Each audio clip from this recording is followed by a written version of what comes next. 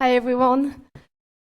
Before even introducing my talk, I'm going to show you a little video. It's an amateur video, and I would like you to really pay attention to it, especially to the person that you see with the yellow mask. Look at the movement, the agility. Ouais, c'est pas un mec qui veut faire du mal, je pense. Hein, c'est pas un mec qui veut faire du mal. Non, c'est pas un mec qui veut faire The Moi, je me speed. retrouvais avec un mec en face de moi là. Merci.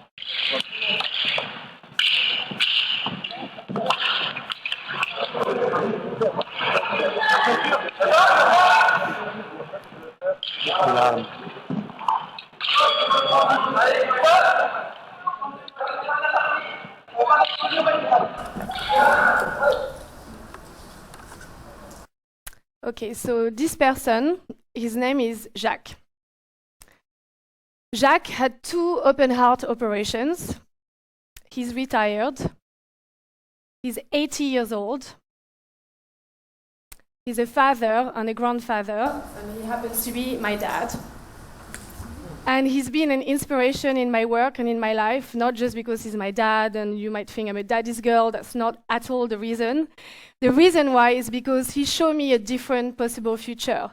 My dad had me when he was 45 in the late 70s, and I think at the time probably everybody thought it was crazy to have a kid so late in life.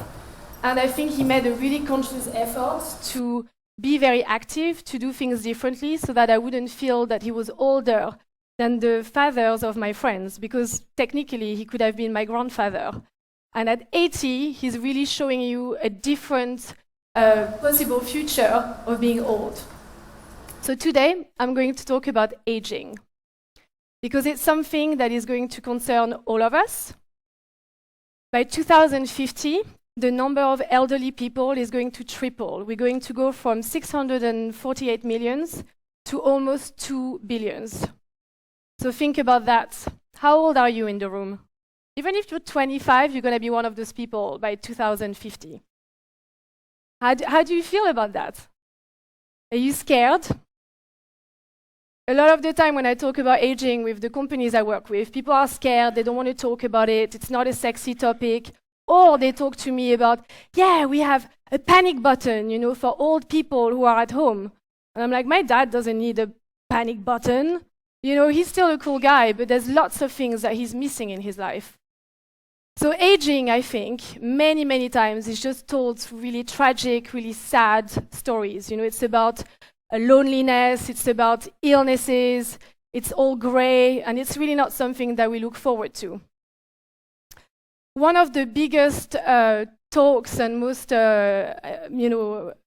powerful talk I ever went to was given by Patty Moore. If you don't know Patty Moore, she's one of the leading gerontologists. She's also an architect and a designer. And when I heard her speak, she was explaining that when she was 25 in the 70s, she was given to design the side of a hospital that was dedicated to old people. But as a 25-year-old woman, she didn't understand how to design for old people. So she's very smart and she has a lot of empathy. And she started dressing up as an old lady to understand the needs that old people have. How are they treated? How do they open a door? And if you read about her, you will find out a lot of really extreme and intense things that happened to her. But one of the things that really struck me when I heard her speak about her experiences is that she said, there is a reason why, as human species, we are not able to see in the future. Because I've seen the future when I was 25, and it's fucking scary. I added the fucking because I'm French and I have to put an emphasis. And for me, it's a problem because I work with the future. I'm hired by companies to make them believe in the future, to show them opportunities. And I can't do that well if I don't believe in it. And I need to be able to project myself in the future to enable other people to want to project themselves in the future. And I actually believe that to do my job well, I can identify what's going to happen in the future by observing emerging behaviors, things that are different from the norm, that give me an indication of what might happen in the future. And I think the way my dad had to behave, in the late 70s, having a little baby girl at 45, was actually a way for me to anticipate what a lot of you guys in the room probably have right now or will have in the next years. So that gave me a lot of information about the needs that old people will have in the future. And I think we can think really positively about the future and about aging. And we have to, because we're going to live until we're 100 years old. I mean, if you read some of the papers, they say it's going to be 800 years old. Who wants to live until they are 800 years old? You guys want to do that? I don't want to do that. But 100, I think I can cope. Because I really believe that we will be living differently from the previous older generations. And I think there's many milestones that we should look forward to celebrate. I don't believe when people say to me or to you, your wedding is the best day of your life, the birth of your child is the best day of your life. Because what happens afterwards? It just goes downhill. It's 50 years of so-so. I don't want to live like that. I want to look forward to being a super cool 75, 85-year-old woman that everybody thinks kicks ass. And I think it's really possible for all of us to have and to believe and to become. So forget about this, okay? No black and white, no sad, lonely, ill people. Think about the future, and I'm going to give you lots of examples of things that are starting to happen right now that gives us an indication that our future as elderly people is going to be a lot better than what we think. So first of all, I think seniors are going to be able to live independently and autonomously until a lot longer. And technology has been a great enabler of that. We all know, if we give an iPad to our grandparents, they start using Skype because it's so easy. The Wii, you see this old lady playing with the Wii, probably with her grandchildren, is a really great way for older people to stay active. But also robots, in Japan, Japan has a huge issue with elderly population. They're using robots as carers so that old people can stay, independent in their home with the help of robotics. The other projects that I've seen, which I really liked, and they're again happening around the world in France, in Japan, in the UK, are those shared homes, shared and self-sufficient homes. This lady, Thérèse, set up La Maison des Baba Yaga, which is outside Paris, in the suburb of Paris, and she made a pact with her girlfriends, and she's in her 80s, and the pact is we will all help out each other and be self-sufficient, no matter what. The only reason why you might be expelled from the house is if you have really severe mental issues. Otherwise, if you're incontinent, if you're forgetful or whatever, all the ladies will help out each other. And that's a really, interesting way of thinking about living, independently and autonomously as an older person.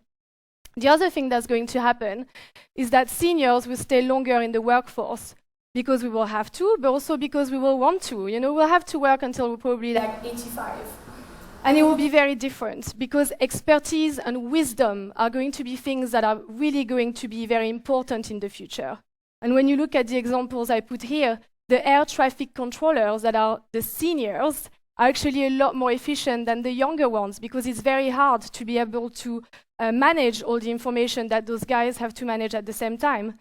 And also the veteran soldiers that are operating drones from their homes are also extremely efficient.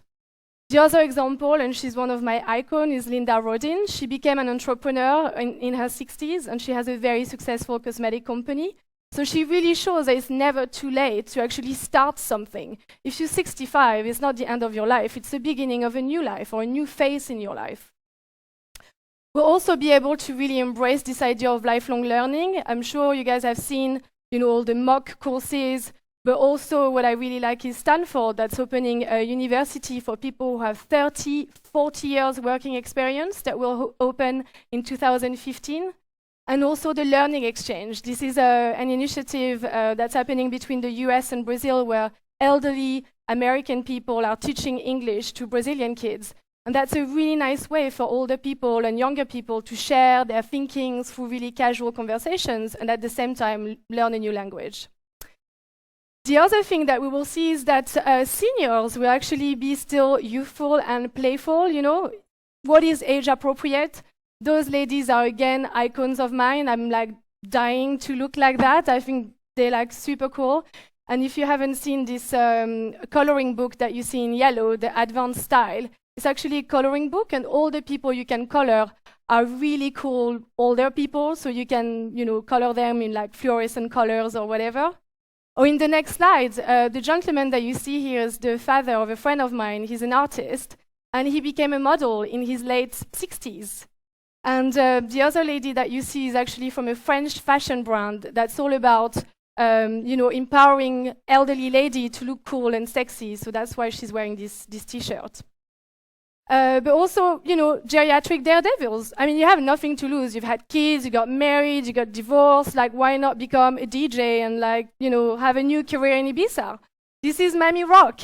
And she became a DJ because of her grandson, who started teaching her about house music, and she really got into it. And now she's a very successful DJ. Or for those of you who have been to Central Park, this is one of my favorite things to do at weekends when I'm in New York, is to watch the people skating. And there's this old lady that's always there. Sometimes she's wearing a tutu. And she's fun, and she's really having fun, and it's really contagious. Or marathon runner, this lady's in her 90s, and she's still running marathon. So what I really want you to think about is that we are all going to get old. That's just a fact of life, but let's just embrace it. But let's not forget that there are things that we need to adapt, and I think it's up to every single one of us to really keep this in mind in our everyday. I think we need to adapt our offices, because right now, if I look, in my work, I don't see a lot of old people. I don't see expertise and wisdom being as recognized as it should. So I think that's something we should really encourage. I think we should adapt our homes, we should adapt our neighborhoods, we should adapt our cities and our countries. So finally, really what's very important is to really evolve our mindset and to believe that our life as an elderly person will be very different from what we see today. And remember my dad, this is my dad on his 80th birthday. The reason why he's on a deux chevaux is because he did 2 world tours on a deux chevaux, and so we got him a ride on a deux chevaux for his birthday.